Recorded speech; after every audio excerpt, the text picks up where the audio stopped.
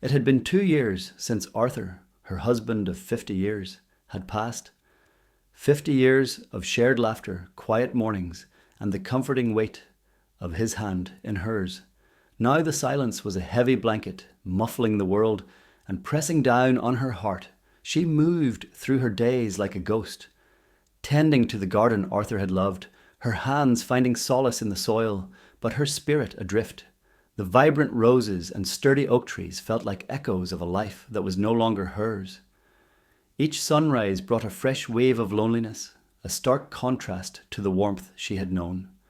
She'd tried to fill the days, joining a book club, volunteering at the local animal shelter, but nothing could truly break through the profound emptiness. The world outside her grief felt distant, a place she observed rather than participated in. Her children lived far away, busy with their own lives, their calls a bitter-sweet balm that couldn't quite reach the core of her solitude. She often found herself talking to Arthur, sharing the small details of her day, a habit that both comforted and pained her. The garden, a place of shared memories, was both her sanctuary and her torment. She'd sit on the worn wooden bench, tracing the patterns Arthur had carved into it, her gaze sweeping over the familiar landscape that now felt so achingly incomplete. The birds still sang, the bees still buzzed, but to Eden it was all a muted symphony, a song, played in a key she could no longer fully hear. One crisp autumn morning, as the first hints of frost silvered the grass, Eden stepped out onto the dew-kissed lawn. She was on her usual circuit, checking on the late-blooming chrysanthemums, when a flicker of movement near the old stone wall caught her eye. It was barely a shadow, a subtle disturbance in the quiet morning light, but it was enough to pique her curiosity. She paused, her breath catching in her throat, her eyes narrowing as she focused on the spot. At first, she thought it might be a fox, or perhaps a rabbit seeking shelter, but the shape was too small, too delicate, and it seemed to be struggling. As she moved closer, her heart began to pound, a sudden, unexpected surge of adrenaline cutting through the dull ache of her days. The early morning mist still clung to the ground, making the distant shapes a little blurred. But as she neared, the details began to sharpen, and her eyes widened in disbelief. Nestled among the fallen leaves and tangled ivy, a tiny creature lay on its side, its legs splayed at an awkward angle.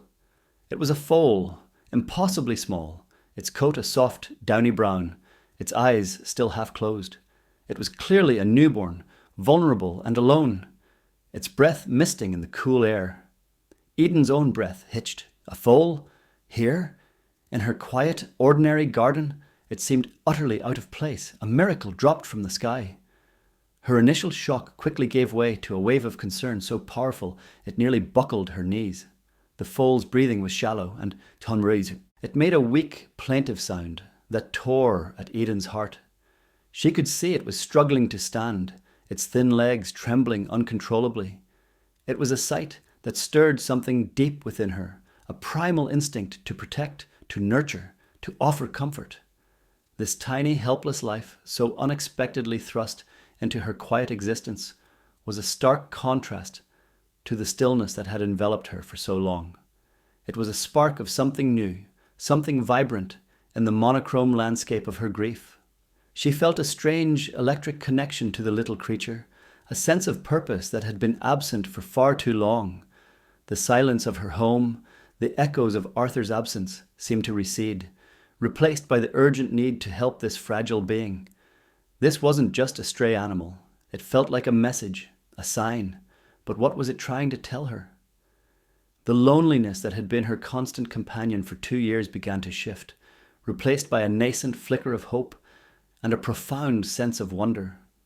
The garden, once a place of quiet melancholy, was now the stage for an unexpected life-altering encounter. A profound mystery had appeared at her doorstep, and Eden knew, with a certainty that surprised her, that her life was about to change. She felt a tug, a gentle but insistent pull towards this vulnerable creature, a feeling that whispered of a new beginning. Eden, a woman who had lived a life of quiet routines and gentle predictability, found herself thrust into an unfamiliar urgency. The mare, the foal's mother, was nowhere to be seen. Had she abandoned her young, or was she injured, unable to return? The questions swirled in Eden's mind, each one adding to the knot of worry in her stomach. She knelt beside the foal, her movements slow and deliberate, careful not to frighten the delicate creature. Its skin was warm beneath her tentative touch, its ribs visible beneath the soft down. The foal let out another weak whimper, a sound that resonated with Eden's own deep-seated loneliness. It was so fragile, so utterly dependent. She gently stroked its head, murmuring soft words of comfort, her voice raspy with disuse. There, little one, she whispered. It's all right. I'm here. The foal's large dark eyes fluttered open, fixing on Eden with a gaze that seemed to hold an ancient wisdom, a vulnerability that pierced through her grief. In that moment, something shifted within Eden. The years of quiet sorrow, the overwhelming weight of Arthur's absence seemed to lift just a fraction. This tiny life, so unexpectedly delivered to her doorstep, demanded her attention, her care, her strength. It was a tangible need, a clear purpose in a life that had felt purposeless for so long. She looked around the garden, the familiar borders and blooming flowers, now imbued with a new significance. This wasn't just the garden Arthur had loved. It was a place where something extraordinary had happened. It was a place where life, in its most vulnerable form, had found her.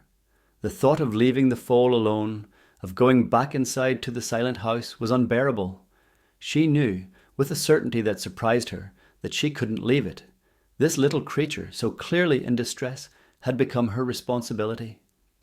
The decision was made before she even consciously thought it through. She would help it. She would do everything she could. Carefully, Eden examined the foal, her practiced hands, accustomed to tending to plants and gentle animals on their small farm years ago, now assessing its condition.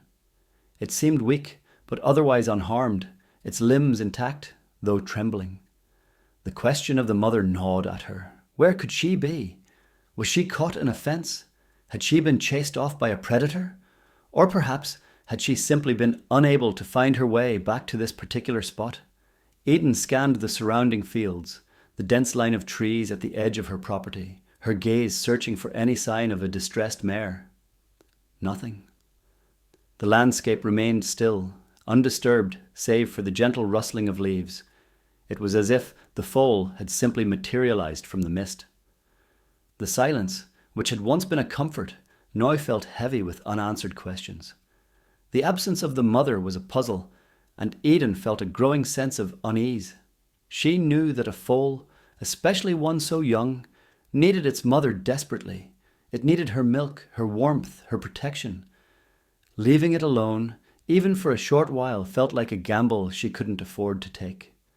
She looked back at the foal, its soft brown eyes watching her with a quiet intensity. There was a kinship in their shared vulnerability, a silent understanding that passed between them. Eden felt a protective instinct surge through her, stronger than anything she had felt in years. This little creature was hers to care for now, at least until its mother could be found, or until it was strong enough to face the world. She gently scooped up the foal, its small body surprisingly light in her arms. It felt surprisingly calm, as if it sensed her intent, her gentle nature. She cradled it against her chest, its soft fur brushing against her cheek, and the warmth that radiated from its small body spread through her own. It was a comforting warmth, a stark contrast to the chill that had settled in her heart for so long. As she carried the foal towards the house, she knew this was more than just an act of kindness towards an animal. It was a turning point. The loneliness that had been her constant companion seemed to recede, pushed back by the weight of this tiny life, by the urgent need to nurture and protect. This unexpected arrival was a disruption she desperately needed. It was a sign. She felt it with every fiber of her being, a sign that life, in its most unexpected and beautiful forms, was still possible. The farmhouse kitchen, usually a place of quiet solitude, was suddenly filled with a new energy. Eden laid the foal gently on a Bed of clean straw in a warm corner, her movements careful and tender. The foal, which she had tentatively named Hope, seemed to relax a little, its trembling subsiding. Eden's heart ached with a mixture of concern and a dawning sense of purpose. She knew the critical first hours were vital for a newborn foal. It needed nourishment, warmth, and a watchful eye. She rummaged through her old farm supplies, her hands reconnecting with a forgotten past. She found a clean bucket and a bottle, remnants of when her children were young, though she'd never used them for a foal before. This was uncharted territory, a test of her instincts and her resolve. She fetched some warm water, her mind racing with a million questions. How much should she feed it? What kind of milk, if any, could she provide? She remembered vaguely from her farming days that foals needed their mother's colostrum, a special milk rich in antibodies. Without it, their chances of survival were slim. A fresh wave of worry washed over her. Had she made a mistake by bringing it in? Should she have left it in the garden, hoping its mother would return? But the thought of leaving it exposed to the elements, to predators, was more than she could bear. She decided to call the local veterinarian, Dr. Evans, a kind man who had looked after their farm animals for years. As she dialed his number, her hands still slightly shaky, she felt a surge of gratitude for his presence in the community. "Dr. Evans," she began, her voice a little uncertain. "It's Eden May Henderson. I found a foal in my garden. It's very young, and its mother is nowhere to be found." She explained the situation, her words tumbling out in a rush of concern. Dr. Evans listened patiently, his voice calm and reassuring. "Don't worry, Eden," he said. "That's quite an unusual situation. Bring the foal into the clinic as soon as you can. We'll check it over and see what we can do." He also advised her to try and keep it warm and as calm as possible. As she hung up the phone, Eden felt a sense of relief. She wasn't alone in this anymore. There were people who could help, people who understood the needs of this fragile creature. Carrying Hope to the vet's clinic was an adventure in itself. Eden gently placed the foal in the back of her old pickup truck, ensuring it was secure and comfortable on a thick layer of straw. The drive, usually a mundane journey, was filled with a nervous anticipation. Eden kept glancing back, her eyes never leaving the tiny bundle of fur. Hope, sensing Eden's presence, let out a soft nicker, a sound that filled Eden with a strange mixture of pride and trepidation. She talked to the foal, her voice a low, soothing murmur, explaining the journey, reassuring it that everything would be all right. At the clinic, Dr. Evans greeted them with a warm smile and a team of attentive nurses. He carefully examined Hope, his experienced hands checking its temperature, its breathing, its tiny hooves. Eden watched, her heart in her throat, as he performed his examination. He confirmed that Hope was indeed a newborn, likely only a few hours old, and that its mother's absence was a serious concern. "It's remarkable that it survived this long on its own," Dr. Evans commented, his brow furrowed with concern. "The first 24 hours are critical, especially for nourishment and protection from the cold." He explained that they would give Hope an initial checkup, administer some fluids, and try to get it to take some milk. Eden stayed by Hope's side, her presence a silent comfort. She watched as the veterinary nurses carefully administered a specialized milk replacer, a task that required a delicate touch and a lot of patience. Hope, after its initial hesitation, began to drink, its tiny muzzle pressing against the bottle with a determined, instinctual pull. Eden felt a tear escape and trace a path down her cheek. It was a tear of relief, a tear of hope, a tear for the life that was slowly being coaxed back into this fragile creature. Dr. Evans explained that they would monitor Hope closely, keeping it warm and fed. He also promised to make some inquiries in the surrounding areas to see if any local farms had reported a missing mare. Eden left the clinic that evening with a heavy heart, but also with a renewed sense of purpose. Hope was in good hands, and for the first time in a long time, Eden felt a flicker of something akin to optimism. The unexpected arrival of the foal had shattered the quiet monotony of her days, and in its place, it had planted a seed of responsibility, a call to action that resonated deep within her soul. The silence of the farmhouse would still be there, but now it felt less daunting, less all-encompassing. There was a new presence in her life, a tiny spark of hope that had literally found its way into her garden, and Eden knew with an unwavering certainty that her life would never be the same. This wasn't just a rescue, it was a profound intervention, a sign that the universe, in its mysterious ways, had reached out to her, offering a chance for connection, for healing, and for a love that transcended grief. The garden, a place of memories, had become a place of miracles, and the lonely widow was no longer alone. She had hope, and in hope, she found a new reason to greet the dawn. The wind still whispered through the farmhouse, but now it carried the faint, sweet sound of a foal's contented sigh, a melody of new beginnings. Eden returned home, the quiet of the farmhouse now feeling even more profound after the bustling energy of the vet clinic. She checked Hope's straw bed, ensuring it was clean and dry, a small ritual of care that brought a gentle rhythm to her day.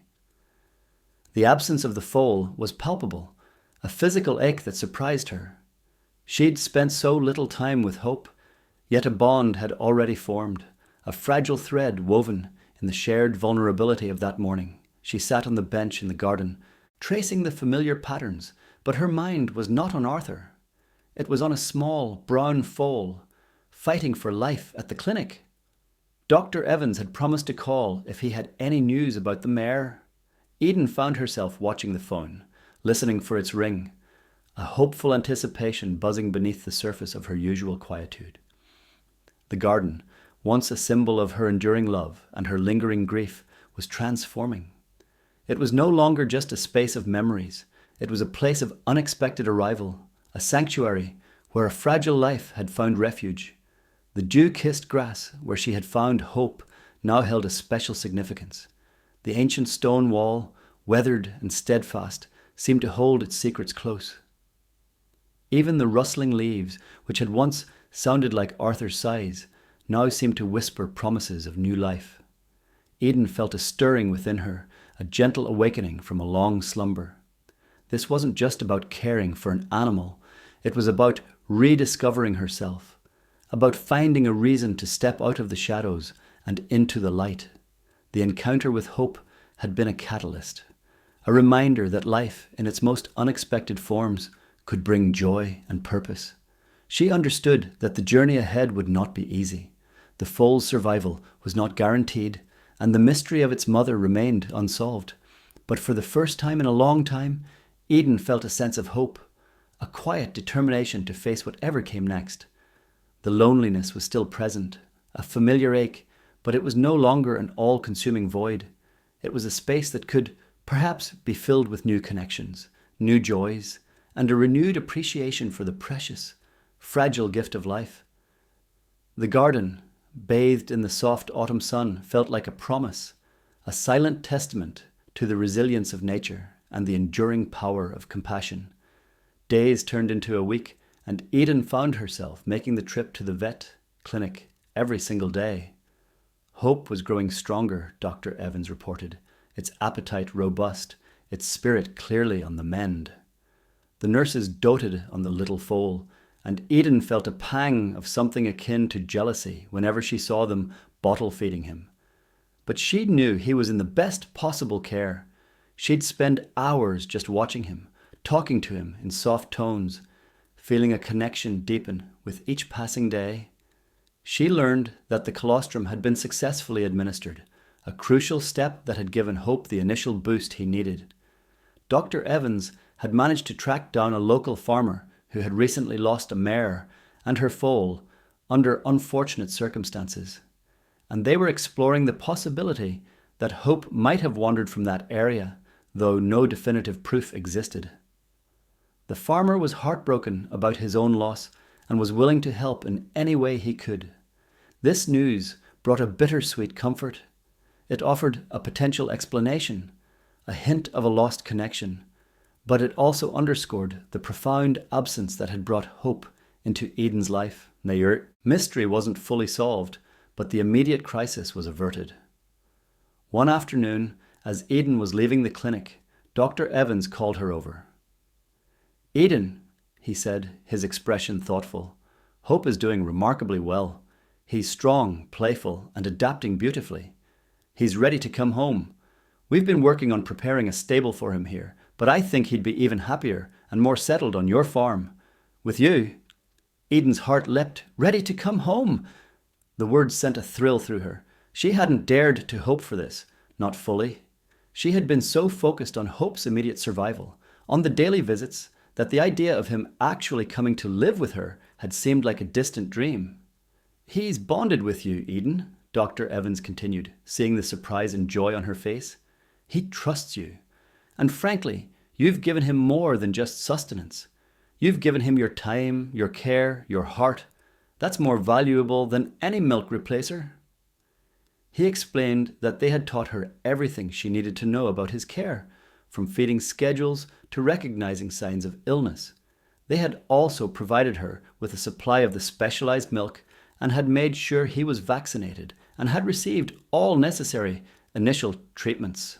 The farmer, hearing of Hope's recovery, had even offered to donate some extra hay and a sturdy, albeit older, mare who had lost her own foal and might be a good companion for Hope, though Eden knew that the true maternal bond could never be replaced. The prospect of bringing Hope home was overwhelming, exhilarating, and a little terrifying.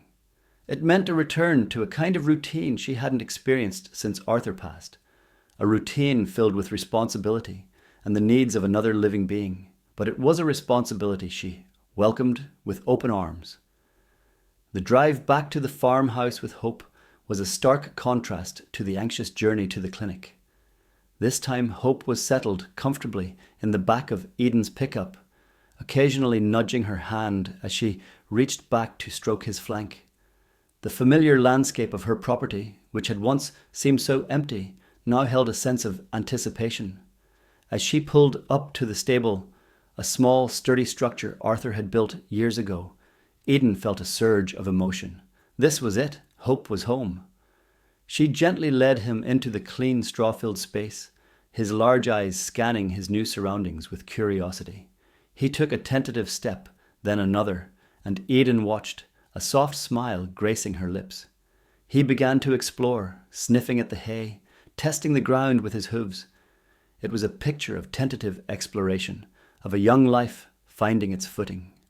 Eden sat on a nearby stool, content to just watch him.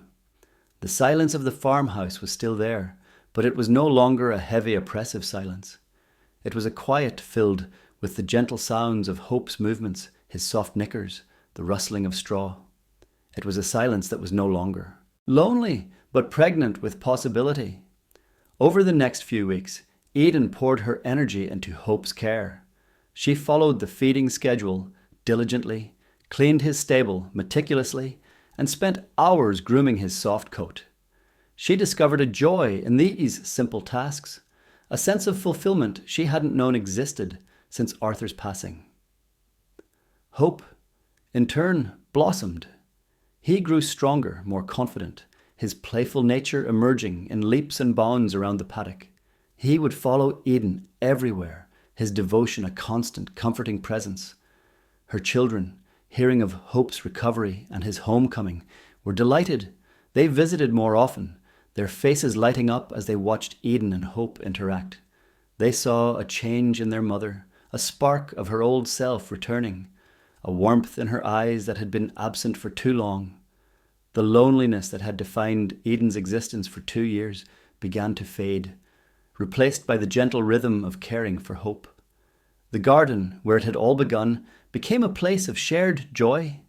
Eden would often sit on the bench, Hope grazing peacefully nearby, and she would talk to Arthur, telling him about Hope's antics, his growing strength, the way he nuzzled her hand.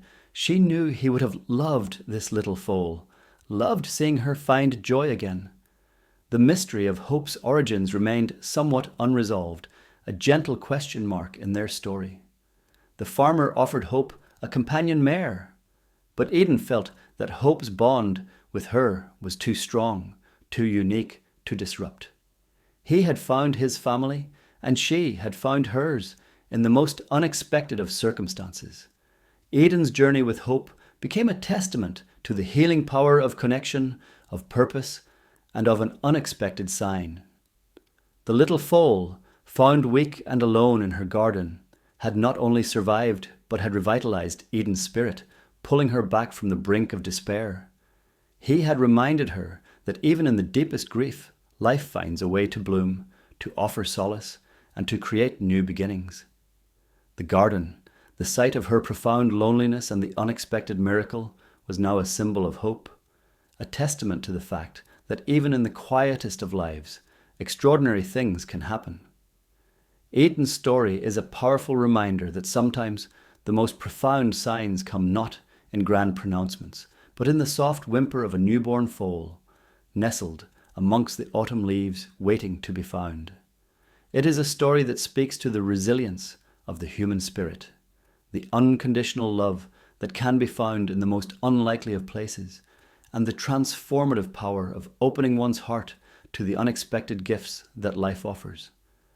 Eden's garden, once a place of quiet sorrow, had become a sanctuary of love and healing, all thanks to a little foal who knew somehow that he was meant to be there. If Eden's story touched your heart, if it reminded you of the unexpected ways life can bring us comfort and purpose, please share this video with someone who might need to hear it. Your like and subscribe are a way of saying thank you for these stories of hope and resilience. Let us know in the comments below. What unexpected sign or encounter has changed your life? We'd love to hear your stories and build a community of shared experiences and inspiration.